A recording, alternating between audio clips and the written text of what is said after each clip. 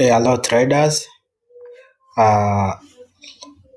Leo tuna video nyingine ambayo nitaiupload katika YouTube. Lakini leo tunajaribu kujadili concept moja kutoka kwenye ICT, inner circle trading, au wengine wanaita smart money concept. Lakini kwa leo kitu tunachokiangalia kinaitwa fair value gap. Fair value gap, wengine wanaita imbalance. Tunaposema fair value gap au imbalance katika smart money concept, tunamaanisha tunamaanisha ile nafasi inayoachwa wazi katika kendo tatu. Yaani nasema hivi, tunaangalia mpangilio wa kendo tatu zilivyopangwa au zilivyokaa, lakini kendo ya kwanza na ya tatu kama hazijagusana, yaani kama kuna nafasi katikati, hiyo ndo inaitwa fair value gap. Sasa taratibu hapa nitajaribu kuonesha ni namna gani hiyo fair value gap inakuwa formed na namna gani unaweza ukaitrade kama opportunity kwenye financial market, au unaweza kusema kwenye forex market. Hivyo sasa ninaomba uwe makini, uangalie namna gani inavyochora, afu baadaye tutaingia kwenye chati tuangalie namna gani inavyofumika. Halafu baada ya hapo sasa ndio utakuwa umeelewa sasa kwamba fair value gap au imbalance ni kitu gani. Kwa mfano, nitatumia tu hii rectangle ya kawaida hii, kwamba market labda ni uptrend tuseme. Sasa kendo ya kwanza ikawa namna hii, bullish candle, si ndio? Ikawa namna hii.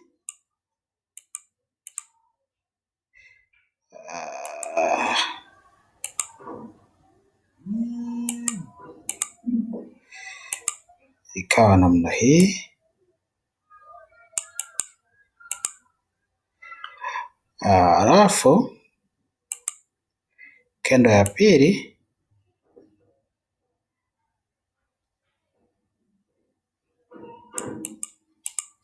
ikawa namna hiyo.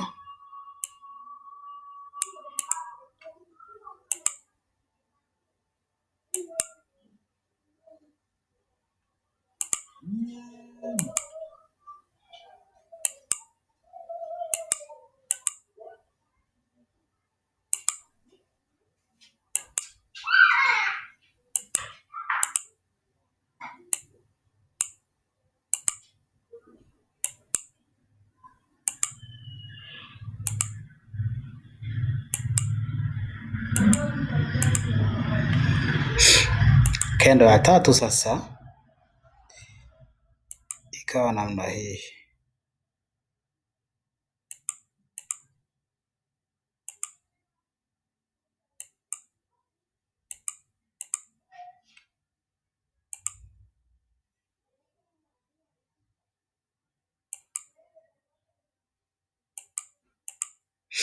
Hebu angalia jinsi hizo kendo zilivyopangwa. Kwa mfano hiyo ni bullish market, kendo zilivyopangwa hizo. Sasa hiyo imbalance iko wapi? Iko hivi, unaangalia hii kendo ilikoishia hapo chini, hapo ambapo nimechora hii lay hapo, kendo ya tatu. Lakini kendo ya kwanza imeishia hapo. Yaani maana yake katikati ya kendo na ya kwanza na ya tatu kuna nafasi. Yaani iko hivi, tungechomoa hii kendo ya pili hii hapa ya katikati, hapa katikati kungekuwa na uwazi. Sasa ukiangalia katika movement ya market, hii kendo ingepashwa, yaani ingepashwa iteremke, yaani ije igusane au izidiane na hii hapa. iwe imepangwa hivi. Hiyo ndio inakuwa imbalance haipo hapo. Lakini sasa kama imekuja kuishia hapo juu, hapa katikati tunapata uwazi. Hiyo ndio imbalance, ambapo ukiweka rectangle yako hapa kuna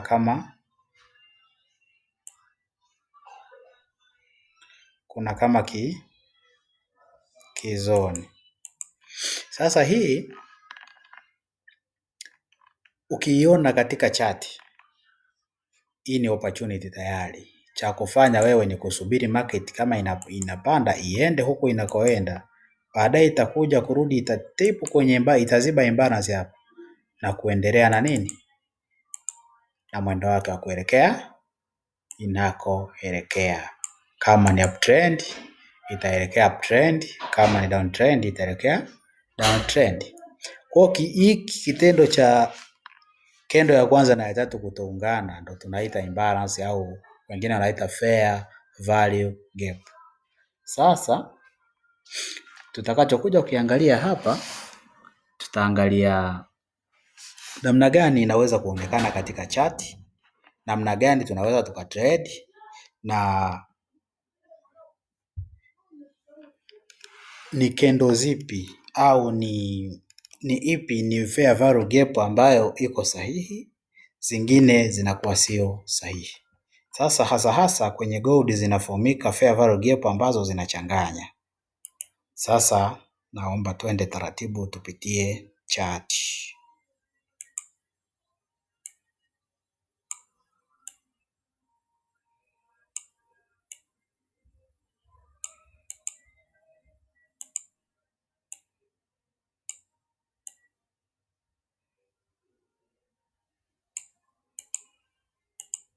Yes. Kwa mfano unaangalia hii kendo ya kwanza hii. Hapa nilipoweka ray. Iliishia hapo. Hapo.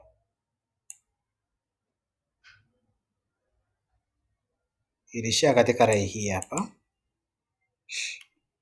Kendo ya pili iliishia hapa. Kendo ya tatu ilirudi ikaishia hapa. Manake hii kendo nyekundu hapa, hiyo kendo hapo,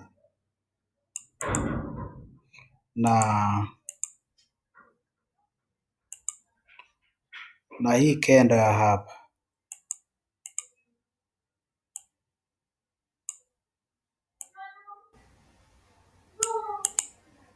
hazijaungana.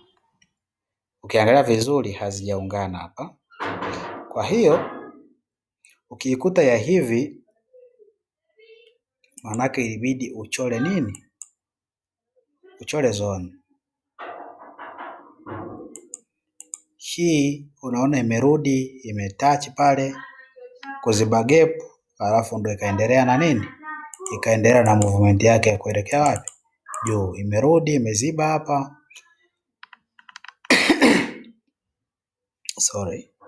Imeziba hapa, ndio imeweza kufanya nini? Kuendelea na movement yake. Nadhani tumeelewana. Kwa hiyo kwa hapa kitu kinaitwa fair value gap tunakipata wapi? Hapa. Kiko hapa kwa wale ambao mnachelewa kuona. Hapa ndio kuna fair value gap, kwamba kuna gap lakini imerudi imefanyaje? Imegusa na then imeendelea kwenda juu. Tuendelee kuzitafuta.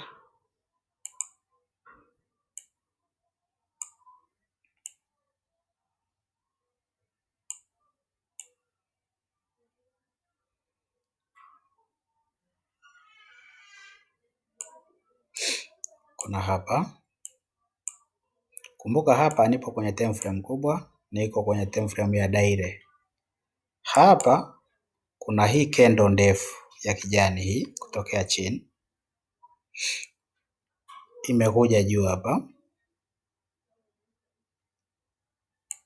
kuna hiyo imeishia hapo. Hii ya tatu imejaribu kurudi chini, haijafika chini, imepanda mpaka hapa. Ya pili hii hapa. Ya tatu hiyo hapa imekuja haijaungana. Kwa hiyo ya tatu imekuja kuishia wapi? Hapo ambako nimeweka lei. Unaona? Kwa hiyo inarudi, unachora zone yako hapa, ukisubiri ikiguswa tu hiyo gap, lazima movement yao ni kuelekea wapi? Kuelekea juu. Sasa hapo tuangalie hapo,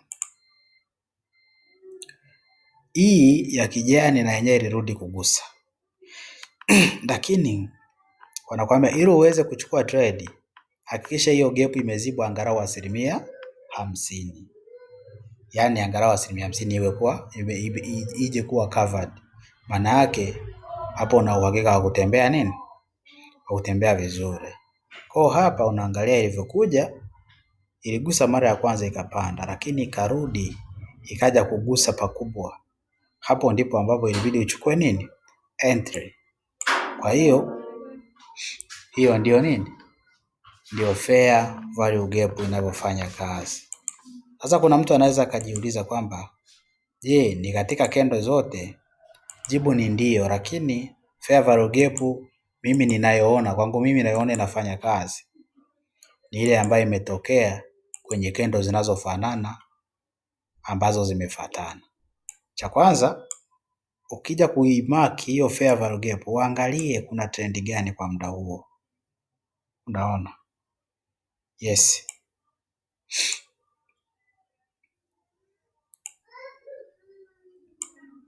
Tuendelee kutafuta nyingine fair value gap.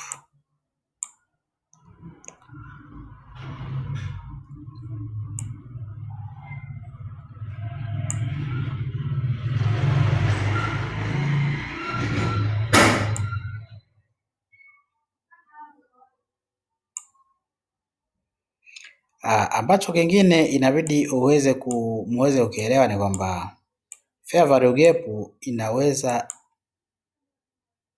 ikawa covered haraka au inaweza kuwa covered baadaye sana, yaani muda umeshaenda, baada ya siku kadhaa ndo market inarudi tena kufanya nini? Kuziba hiyo gap. Basi kwa mfano, angalia wapi hapa, mbona sizioni?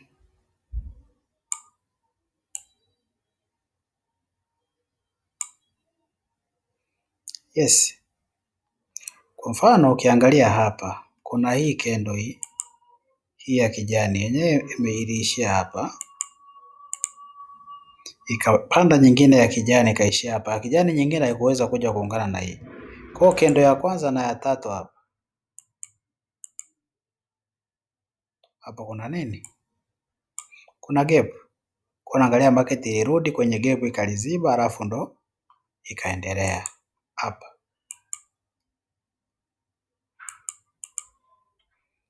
Ikaendelea kwenda wapi? Kwenda juu. Kwa hiyo gap hizi ni opportunity, japo mara chache sana kupatikana. Zinapatikana lakini sio, yani kuisubiri kwamba iweze kuja kuzibwa ni muda kidogo. Kuna zingine zinarudi hapo hapo, zingine zinachelewa. Kwa hiyo ni lazima uitrade kwa kufanyaje? Kwa kutokuitegemea sana. Kwa mfano hata hapo unaiona hii kendo baada ya haka kananilika kama ka shooting star haka. Hii kendo iliyopo hapa iliishia hapo, nyingine ikashuti hapa, lakini iliyokuja kutengenezeka kendo ya tatu ndo haka ambako kako kama Gravestone G, haka kekundu kaliishia hapo, akakuweza kurudi kufika wapi? Chini. Kwa hiyo hili lote ni gap, ni fair value gap, hii ni imbalance. Kwa hiyo unaona ilikuja ikatepu ikaingia kidogo kwenye gap, alafu ndio ikashuti kuelekea wapi? Kuelekea juu, tokea hapa kwenda juu. Kwa hiyo vitu kama hivi ndio vinaitwa imbalance. So kama unahitaji kuzitrade hizi lazima uwe na macho makali sana.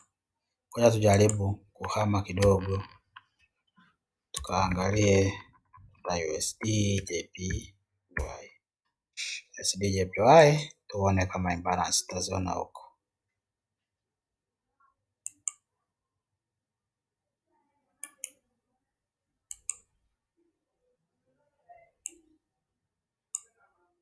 Wow.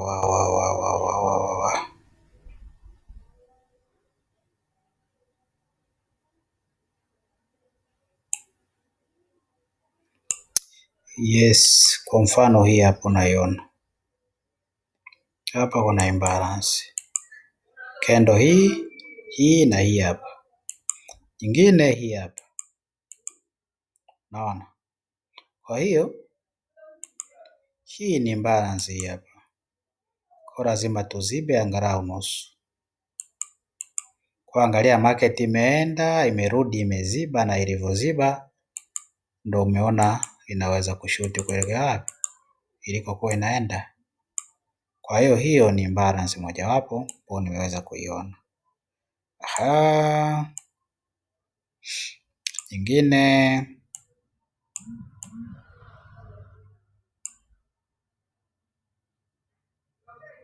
hapa mna imbalance.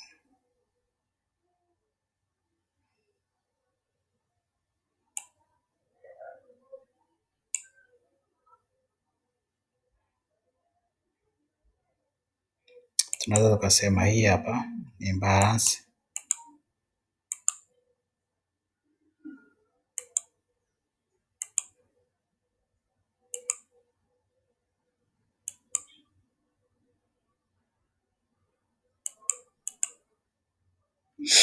Hii ni imbalance, imekuja imezibwa, then market imeshuti kuelekea wapi? Kuelekea juu ilikokuwa inaenda. Kwa hiyo hapa cha kuangalia, maanake ukitrade kwa pending order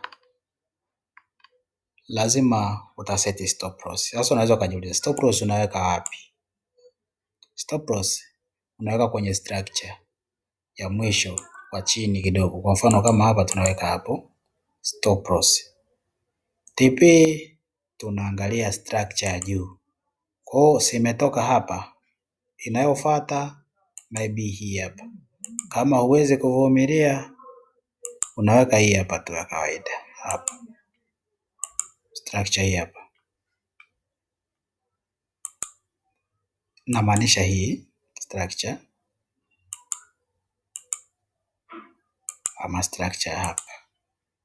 Ndipo unapoweka nini? Ndipo unapoweka TP yako. Kwa unaangalia hizo ndizo imbalance zinazopatikana kwenye market. Tujaribu kutafuta mwisho, kwa mfano hii hapa. Yes, hapa aka blue hako na hii hapa ya tatu, hizi hapa